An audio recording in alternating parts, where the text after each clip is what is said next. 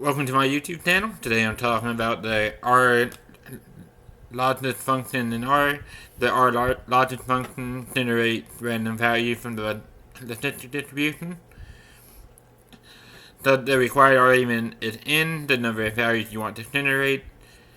The location and scale parameters you probably want to specify, but you don't necessarily have to. Location is set to 0 by default, and scale is set to 1.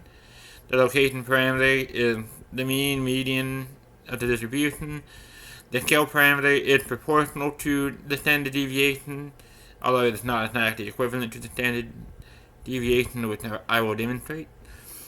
Okay, now we go ahead and get started.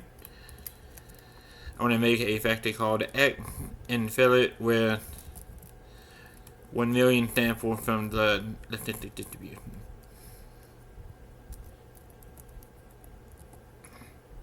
I'm going to leave location and scale to the default.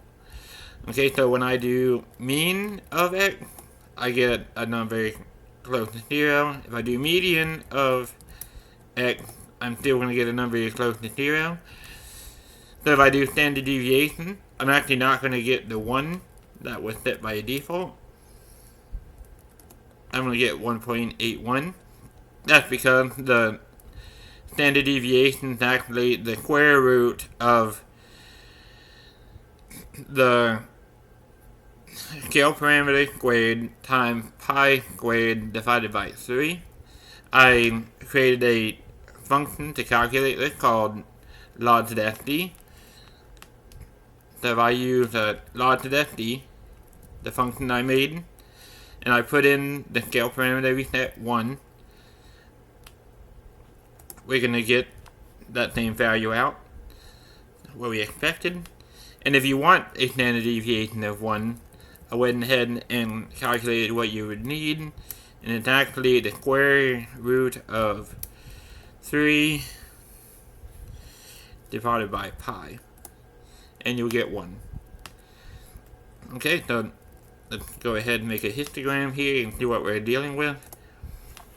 Okay, this looks like it could be a normal distribution, although it does look quite peaked here, but it's centered around the location parameter, and it has the scale parameter that determines the standard deviation, although not in a one-to-one fashion.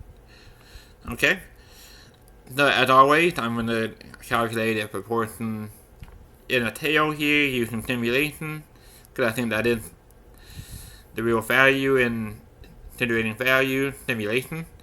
Okay, so I'm going to get the probability of being 5 or greater. I actually don't know if this is discrete or continuous, so I'm going to look at, let's say, the first 5, and see if I need to do equal to 5, or I can get away with, okay, this looks continuous, so I don't need to include 5, because the probability of being exactly 5 is 0 in a continuous distribution. So counter equals 0. So for I in 1 through the length of x, I'm saying for I from 1 to 1 million, if x of I, so they iterate through the vector, is greater than 5, but I don't need equal to, it's continuous. Counter equal counter plus 1. Okay, and now all I have to do is divide the counter by the number of iterations I did, which is the length of x, 1 million. Then we see that the probability is quite small. It looks like 0.6%. Let's go ahead and make sure I'm not crazy.